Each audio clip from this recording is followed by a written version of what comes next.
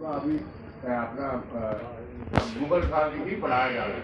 सबसे ज्यादा जो कुर्बानी दी है सरदारों के गुरु गोविंद सिंह जी के बच्चों ने दी है और उनके पिताजी ने दी है दिल्ली में। तो उस चीज की हिस्ट्री आप क्यों नहीं फाइट करते कि दिल्ली में भी बीजेपी सरकार है, सेंटर में भी है, कि ऐसी चीजें पढ़ाई जाए जिन्होंने हिंदुओं के लिए अपने पूरी फैमिली को अपना दीवारों में चुना दिया और इतना करे, उसके लिए क्यों नहीं आप कहते कि ये हिस्ट्री में इनका भी चैप्टर पढ़ाया जाए? देखिए वो बेसिकली तो हिंदू से बाद में आप सिख वर्जन आया, एक्चुअल में आप लोगों की आप सबने कि उन्होंने कश्मीरी पंडितों के कहने पे दिल्ली आए और इतने साल अंदर रहे, फिर उनका गर्दन काटी गई, ये वो मुगल ने किया, तो उनका चैप्टर भी होना चाहिए। तो इस पर आप कुछ कर रहे हैं? देखिए आज हमने जो ये प्रेस वार्ता रखी है इसमें हमने शुरू से, अगर आप ये आपके हाथ में है, इसमें हमने गुरु गोविंद सिंह जी का भी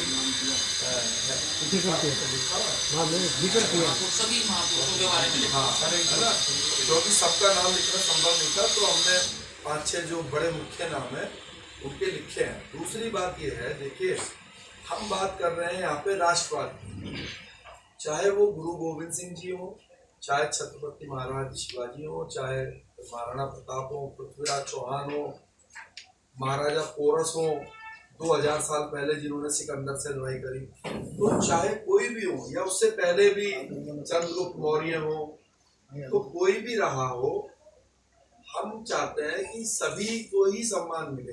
तो उनके सम्मान में कोई स्थान चिन्हित करके, इंडिया गेट सबसे अच्छा स्थान है, तो वहां पर एक ज्योत इनके सम्मान में जलाई जाए। और जो आप बता रहे हैं कि भाई उन्होंने शहीदी दी, देखिए जब आपकी गर्दन तलवार से कट गई तो शहीद हो, और आप जानते हैं कि गुरु गोविंद सिंह जी के साथ में पता नहीं कितने हमारे भाइयों ने, पूर्वजों ने शहीदी दी होगी। तो आप मुझे बताइए कि अगर हम कमांडर को तो हम बड़ा सम्मान देते हैं, लेकिन आप बताइए गुरु गोविंद सिंह जी के साथ जो बहुत सारे लोग जिनका हम नाम भी नहीं जानते, आज गुरु गोविंद सिंह जी को तो हम पूछते हैं और वो पूछने के लिए ही है, लेकिन उनके साथ जिनका हम नाम नहीं जानते उनका भी तो सम्मान होना चाहिए ना। तो हम उन्हीं की बात कर रहे हैं। हम कह रहे हैं कि जो ऐसे अननोन लोग हैं जिन्होंने जिनका ब्लड जो है, जिनका लहू जो है इस धरती पर गिरा है, अगर इसकी खुदाई करेंगे तो उनके लहू की बूंद इस धरती के अंदर है, जिनका हम नाम नहीं जानते, तो ऐसे लोगों के लिए हम चाहते हैं कि इंडिया गेट पर एक ज्योत जलाई जाए और एक स्मारक बनाया जाए, जो कि पूरे भारत में नहीं है। और ये परंपरा इसलिए जरूरी है क्योंकि आज 1947 के बाद जो लोग शहीद हुए हैं, आज आपने नेशनल वॉर मेमोरियल बनाया हुआ है, अमर जवान ज्योत थी पहले वहाँ पे इंडिया गेट पर जलती थी, सभी लोगों के नाम लिखे हुए थे जो 1971 में शहीद हुए। तो जो 1971 में शहीद हुए यहाँ के लिए, वो बड़े महत्वपूर्ण है हमारे लिए। लेकिन क्या जो 200 साल पहले शहीद हुआ वो महत्वपूर्ण नहीं है? क्या 500 साल पहले जो शहीद हुआ वो महत्वपूर्ण नहीं है? वो भी उतना ही है। तो जब ये थोड़ी ना है कि जो आंखों देखा आज हम हैं, तो जो आज हो रहा है शहीद, उसके लिए तो हम बहुत चीजें करें, लेकिन जो 1000 साल पहले हुआ उसको हम कोई सम्मान ना दें। तो ऐसे तो अगर आज हम कुछ कर रहे हैं देश के लिए, तो हो सकता है आगे 1000 साल के बाद जो आने वाली हमारी पीढ़ियां हैं वो हमें भी सम्मान नहीं देंगी।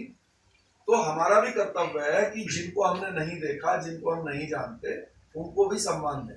तो हमारा यही मकसद है, और इसमें जाति या धर्म कोई बात नहीं है, क्योंकि आपको मैं इस बात की ये मतलब मुझे कोई भी शक नहीं है कि धरती पर इस यहाँ पे रहने वाला ऐसा कोई भी व्यक्ति नहीं हो सकता, बस हमें पता नहीं है। आपको अपने 5 पीढ़ी पहले कौन था, या 10 पीढ़ी पहले, या 500 साल पहले, और शहीद होने के लिए ऐसा भी नहीं था कि सिर्फ तलवार लेकर ही जाना पड़ता था। पता लग रहा दूसरी सेना ने अटैक किया, आप युद्ध लड़ भी नहीं रहे थे, लेकिन पता लग रहा उन्होंने पूरे दिल्ली में आग लगा दी, उसमें आप शहीद हो गए। तो ऐसी घटनाएं तो आप जानते हैं कि बहुत यहाँ पर हुई है। तो हम उनको सम्मान देना चाहते हैं आपके साथ मिलकर, आपके माध्यम से, और आपके माध्यम से प्रधानमंत्री जी से ये प्रार्थना करते हैं कि आप एक अच्छे आदमी हैं और अच्छे प्रधानमंत्री हैं। आपसे हमारी रिक्वेस्ट है, पिछले 5 सालों से हम लगातार इस बात के लिए प्रार्थना कर रहे हैं आपसे, और इस बार हम हजारों की संख्या में या लाखों की संख्या में राष्ट्रवादी विचारधारा के लोग, जितने भी सामाजिक संगठन हैं, सबको साथ लेकर जो है हम ये कार्यक्रम 26 अगस्त को करेंगे। मुकेश जैन जी, राणा संघा पर जिस तरह से आपकी चुप्पी है, वो कहीं कहीं बता रहा है कि आप लोकतंत्र के मंदिर में कुछ भी कह देना, कुछ भी बोल देना, पूरा विश्व जानता है, सुनता है, समझता है, रिकॉर्ड में आता है। तो इसका मतलब है कि आप राजद्रोही हैं, कुछ भी बोल दें, कुछ भी कह दें। आज संघा जी के बारे में कहा गया, कल किसी और महापुरुषों के बारे में गलत है। महापुरुषों को अपमानित करना बहुत बड़ी गलत बात है। और संसद जैसे कोई मंदिर में, जिसको लोकतंत्र का मंदिर कहा गया है, लोकतंत्र का मतलब ये नहीं है कि आप कुछ भी अनाप शनाप बकवास करोगे। राणा संघा जी ने 80 भाग सहे थे, तो बाबर से लड़े थे। वही लड़ने वाले पहले व्यक्ति थे जो बाबर को उन्होंने रोका था। वो अलग बात है कि उस समय बारूद की शक्ति हमारे पास नहीं थी और बाबर तोप लेकर आया था, इसलिए वो विजय प्राप्त कर ली उसने दिल्ली पर, भारत पर। किंतु उनकी शहादत को हम सब प्रणाम करते हैं और चाहते हैं कि किस तरह से की गलत हरकतें संसद में नहीं होनी चाहिए, और हमारे लोग जो अपने लोकसभा अध्यक्ष हैं उनके खिलाफ कठोर कार्रवाई करेंगे। दुष्यंत सिंह जी, मेरा आपसे सवाल है कि कुछ लोग कहते हैं कि इन्होंने बुलाया था बाबर को इब्राहिम लोदी से लड़ने के लिए। 1 साल पहले या 2 साल पहले ठीक इब्राहिम लोदी को हरा करके, बांध करके, घोड़े पे बांध के उसको ले गए थे मेवाड़, और जब खूब लेवी वसूल किया तब छोड़ा। तो उस इब्राहिम लोदी को लड़ने के लिए, खत्म करने के लिए राणा सांगा क्या बाबर को बुलाएंगे? आपने जैसे अभी सवाल पूछा है, तो आपने प्रश्न भी अपने आप कर लिया और उसका आंसर भी आपने स्वयं नहीं, मेरा प्रश्न कुछ और है। आपने जैसे बता, लोग ये कहते हैं कि इब्राहिम लोदी को हराने के लिए और उन्होंने बाबर को आमंत्रित किया। तो जब वो इब्राहिम लोदी को खुद हरा चुके थे, उन्होंने परास्त किया, तो उस इब्राहिम लोदी को परास्त करने के लिए वो बाबर को क्यों आमंत्रित करेंगे? अभी में हम आदरणीय भाई शेषी राणा जी और हम दोनों लोग अभी रास्ते में जा रहे थे, तो अभी एक जो हमारे राज्यसभा के सांसद हैं, एक आज तक का पत्रकार बंधु उनको विधायक लिखता है, राज्यसभा सांसद को, तो उसको कहीं ना कहीं अज्ञानता के कारण एक राज्यसभा सांसद को विधायक लिख दिया। क्या हम उसको ही मान लेंगे क्या? अगर किसी मूर्ख व्यक्ति ने अगर इतिहास में उसने अगर कुछ गलत लिख दिया तो उस मूर्ख व्यक्ति की बात थोड़ी मानेंगे। हम जो तथ्य अन्य लोगों के हैं, हम उन लोगों की बातों को मानेंगे जो हमारे इतिहास में, जो हमारे हिंदुस्तान के इतिहासकारों ने लिखा है, हम उस बात को मानेंगे। इसमें मैं एक बात और भी बता दूं आपको। देखिए क्या है, अगर आप उनके शब्द टू शब्द, वर्ड टू वर्ड को सुनेंगे, जानेंगे, तो भी वो गद्दारी की श्रेणी में नहीं आएगा। देखिए, पहली बात तो ये होता है कि जो इतिहास होता है वो कई हाथों से लिखा जाता है। एक हाथ होता है जो आपका पक्ष लिखता है, एक हाथ होता है जो आपके दुश्मन का पक्ष लिखता है, एक हाथ होता है जो न्यूट्रल होके लिखता है। तो सबसे पहला तो फर्ज ये है कि मैं, जो मेरा पिता है, मेरे पिता ने मुझसे कहा कि भाई तू मेरा बेटा है, तो मैं अपने पिता की बात मान। अगर पड़ोसी कह रहा है कि नहीं तू तो ऐसा है, तो उसकी बात ना मान। तो उन्होंने जो कोट किया उसको किया बाबरनामे के उससे। तो बाबरनामा बाबर ने खुद अपने अकॉर्डिंगली लिखवाई। जो महाराणा सांगा जी के लिखने वालों ने जो लिखा है उसमें तो इस बात का कोई जिक्र है नहीं। दूसरी बात है कि अगर बाबरनामा के हिसाब से ही जो रामजीलाल सुमन जी ने बोला है, तो अगर उन्होंने क्या कहा कि रामजीलाल सुमन जी ने कि ये एक इब्राहिम लोदी को हराने के लिए उन्होंने बाबर को बुलाया, तो ये गद्दारी नहीं है, ये स्ट्रेटजी है। अगर हम इसको सही भी मान लें तो भी, अगर एक दिल्ली पर इब्राहिम लोदी बैठा हुआ है, उन्होंने कहा कांटे से कांटे निकाल के अपना दोनों खत्म हो तो इसको दोबारा से आपके हाथ में पूरी तरह से दे दे, तो ये गद्दारी नहीं है, ये स्ट्रेटजी है। गद्दारी तब होती है कि उन्होंने इब्राहिम लोदी को कोई लाभ देने के लिए या फिर बाबर को लाभ देने के लिए। भाई उन्होंने खुद ही कहा कि बाबर को इसलिए बुलाया कि इब्राहिम लोदी को हरा देगा और फिर इब्राहिम लोदी को हरा के वो वापस चला जाएगा। तो इसमें इंटेंशन क्या आई, माइंड में क्या है? माइंड में गद्दारी थोड़ी ना आई।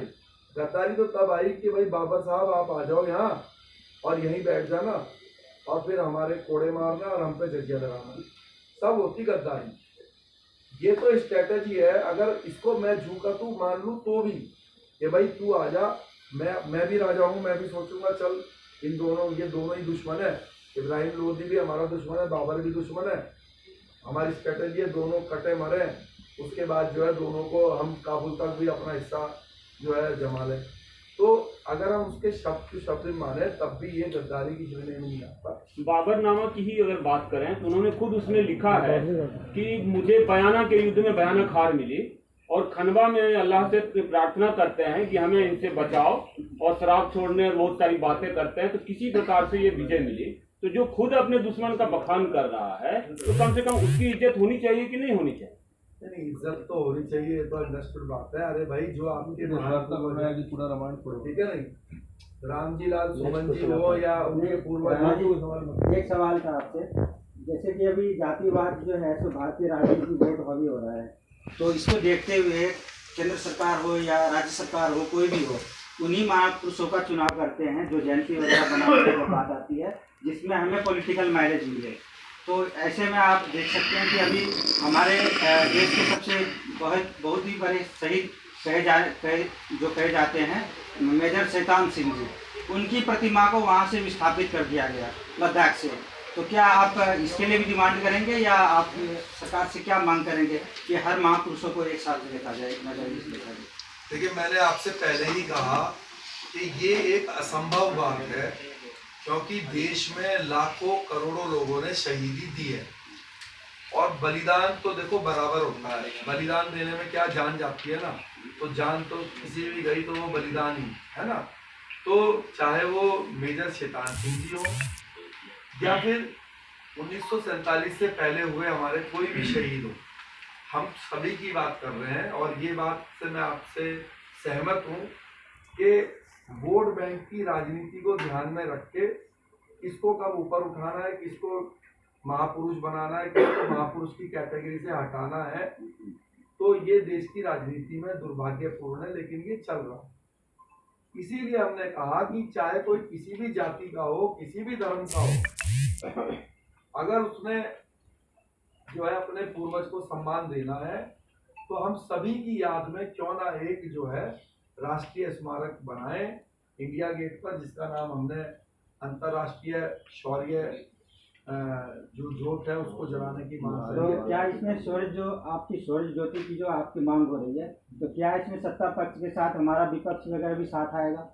बिल्कुल, हमने आपको बता दें कि हमारा ये प्रयास रहेगा कि हमारी पहली इच्छा तो देखिए, क्योंकि आज सरकार भाजपा की है, एनडीए की है, तो मोदी जी इसको करने में सक्षम है।